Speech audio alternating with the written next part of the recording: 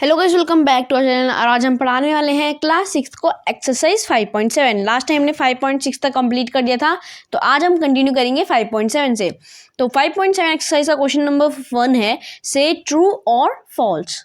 तो हमें इसमें क्या करना है, हमें बताना है यहाँ पे ट्रू आएगा या फिर फॉल्स आएगा। ठीक है, स्टेटमेंट के हिसाब से पहला हमारा each angle of the rectangle is a right angle. ये जो क्या रेक्टेंगल के सारे एंगल राइट एंगल होते हैं? हाँ, अगर हम रेक्टेंगल बना के देखें तो रेक्टेंगल में जितने भी एंगल होंगे वो 90 डिग्री के होते हैं। ठीक है, तो यहाँ पर जाएगा ट्रू। ये होती है हमारी रेक्टेंगल की प्रॉपर्टी। रेक्टेंगल और स्क्वायर में भी प्रॉपर्टी फॉलो करती है। रेक्टेंगल और स्क्वायर दोनों में जो हमारे हर एक एंगल होता है वो 90 डिग्री का होता है। ठीक है, फिर भी है हमारा the opposite sides of rectangle are equal in length. जो अपोजिट साइड्स होती है रेक्टेंगल की वो इक्वल होती है लेंथ में। हाँ, ये भी हमने प्रॉपर्टी पढ़ी थी कि जो रेक्टेंगल होगा उसकी अपोजिट साइड्स इक्वल होंगी हमेशा। ठीक है, अपोजिट कौन सी? जो सामने वाली होती है पैरेलल साइड्स, वो पैरेलल होंगी और इक्वल होंगी एक दूसरे के। अगर ये 4 सेंटीमीटर है ये भी 4 सेंटीमीटर होगा, और अगर ये 2 सेंटीमीटर है ये भी 2 सेंटीमीटर होगा। ओके, तो फिर सी वाला है the diagonals of a square perpendicular to one another. जो डायगोनल्स होते हैं स्क्वायर के, ठीक है, वो परपेंडिकुलर होते हैं। हाँ जी, ये भी हमने प्रॉपर्टी पढ़ी थी। ये जितने भी ट्रू फॉल्स हैं ज़्यादातर जो भी हैं सब हमारी प्रॉपर्टीज़ में हैं, जो हमने ऊपर पढ़े थे अपने शेप्स के। तो ठीक है, तो हमने यही पढ़ा था कि जो डायगोनल होता है वो 90 डिग्री का होता है। तो इसका क्या आ जाएगा? ट्रू आ जाएगा, क्योंकि हर डायगोनल 90 डिग्री का एंगल बनाता है स्क्वायर में। तो ये हो जाएगा हमारा ट्रू। फिर आता है all the sides of a rhombus are of equal length. जो हमारे रोम्बस होता है उसकी सारी साइड्स इक्वल लेंथ की होती है, तो इसका हो जाएगा हमारा ट्रू। क्योंकि रोम्बस क्या होता है? रोम्बस होता है एक टिल्टेड स्क्वायर। ऐसा स्क्वायर फिगर जो थोड़ा सा टिल्ट हुआ हो वही रोम्बस होता है। ठीक है, तो इस जैसे स्क्वायर में सारी लेंथ सिमिलर होती है, बराबर होती है, वैसे ही रोम्बस में भी होती है। ठीक है, तो इसका भी आ जाएगा हमारा आंसर ट्रू। फिर ई में आता है हमारा all the sides of a parallelogram are of equal length. अब जो हमारा पैरेललोग्राम है उसकी सारी साइड्स जो होती हैं वो इक्वल होती हैं। तो अगर हम देखें पैरेललोग्राम, जैसे रोम्बस होता है टिल्टेड स्क्वायर, वैसे ही पैरेललोग्राम होता है हमारा टिल्टेड रेक्टेंगल। उसकी भी सेम प्रॉपर्टीज होती है रेक्टेंगल जैसी, जैसे कि इसमें बस 90 डिग्री का एंगल नहीं बनता। ठीक है, कुछ केसेस में बनता है, जैसे अगर ऐसे हो गया हमारा पैरेललोग्राम। ठीक है, तो पर ऐसे वाले पैरेललोग्राम में नहीं होएगा। और हमें एक और बात बता देते हैं, इसकी सारी साइड्स इक्वल नहीं होती है। इसकी भी स्क्वायर के तरह, सॉरी रेक्टेंगल की तरह सारी साइड्स इक्वल नहीं होती है। इसकी अपोजिट साइड्स इक्वल होती हैं। ठीक है, ये अपोजिट साइड का सेट इक्वल होगा और ये अपोजिट साइड का सेट इक्वल होगा। फिर हमारा the opposite sides of a trapezium are parallel. अब जो ट्रेपेजियम होता है वो शेप होती है ऐसी। ओके, ट्रेपेजियम की शेप ये रही। अब इसमें पूछा है the opposite sides of trapezium are equal. जो अपोजिट साइड होती है वो ट्रेपेजियम की वो इक्वल होती हैं। तब अब अपोजिट साइड क्या है? ये वाली और ये वाली। ठीक है, the opposite sides of trapezium are parallel. तो देखो, पैरेलल सिर्फ एक सेट होता है अपोजिट साइड्स का, दोनों सेट नहीं होते। क्योंकि अगर हम इन वाली साइड वाली को देखें तो ये पैरेलल नहीं है, ये आगे जाके मीट हो जाएंगी, बट ये वाली पैरेलल होती है। और कई केसेस में ऐसा होता है कि एक भी पैरेलल नहीं होती है।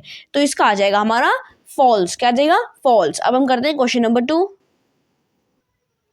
तो हमारा क्वेश्चन नंबर 2 है, give reasons of the following. हमें जो सेंटेंसेस दिए गए हैं उसकी रीजंस देने। ठीक है, a square can be thought of as a special rectangle. जो हमारा स्क्वायर है उसको हम स्पेशल रेक्टेंगल की तरह सोच सकते हैं।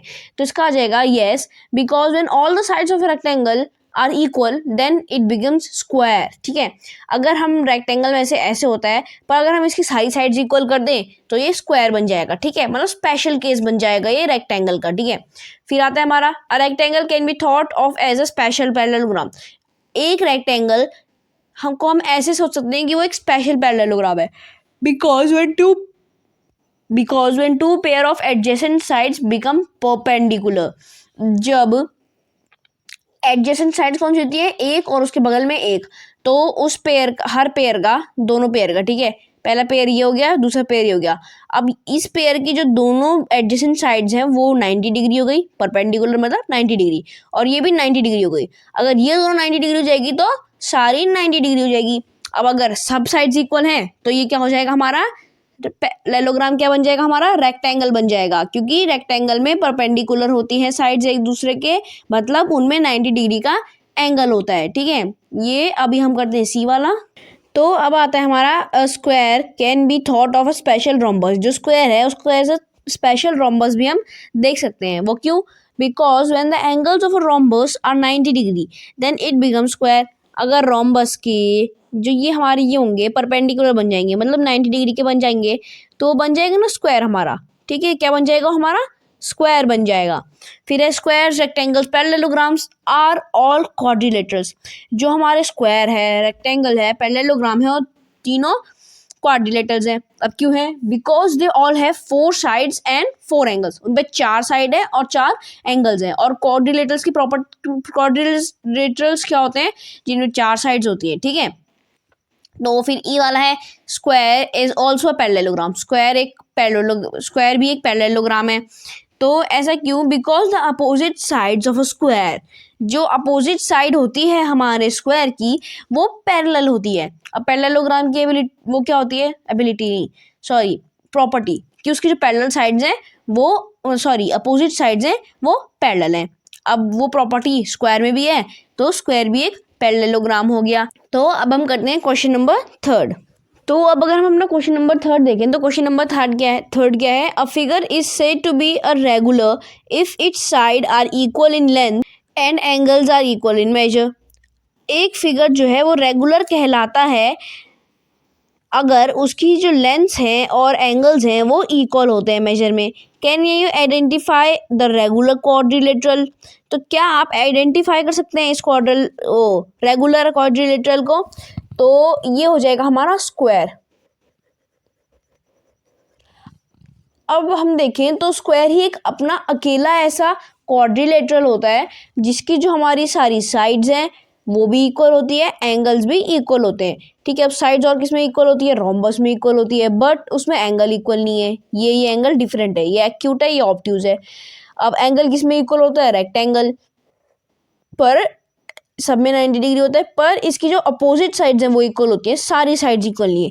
लेकिन यहाँ बोला गया है sides are equal in length and angles are equal in measure. जो सारी साइड्स हैं वो इक्वल है लेंथ में और जो एंगल्स हमारे मेजर में इक्वल है।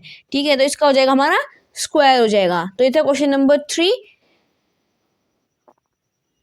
तो ये था क्वेश्चन नंबर 3 और ये हमारी एक्सरसाइज 5.7 का लास्ट क्वेश्चन था। और नेक्स्ट वीडियो में हम करेंगे एक्सरसाइज 5.8 से कंटिन्यू। और 5.8 में ज़्यादातर फिगर्स से रिलेटेड कुछ क्वेश्चंस हैं, हम वो आगे देख लेंगे 5.8 सॉल्व करते समय। और अगर आपके पास कोई क्वेरीज होंगी तो आप उन्हें कमेंट बॉक्स में डाल सकते हैं, हम उस पर एक अलग से वीडियो बनाएंगे। और हमने अपनी प्रीवियस और नेक्स्ट वीडियो का लिंक डिस्क्रिप्शन में डाल दिया है, जहाँ से आप उन्हें डायरेक्टली देख सकते हैं। तब तक के लिए thank you and bye bye, have a nice day ahead.